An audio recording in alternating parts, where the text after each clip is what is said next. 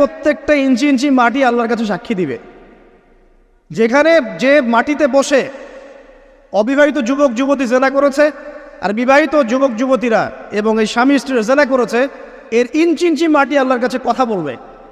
এর ইঞ্চি ইঞ্চি মাটি আল্লাহর সামনে কথা বলবে। ইয়াউমাইযিন তুহাদ্দিসু আখবারাহা, সেদিন তুহাদ্দিসু আখবারাহা, জমিন তার খবর বলবে আল্লাহর কাছে। জমিনের কোথায় কোন পাপ হয়েছে সব বলে দিবে।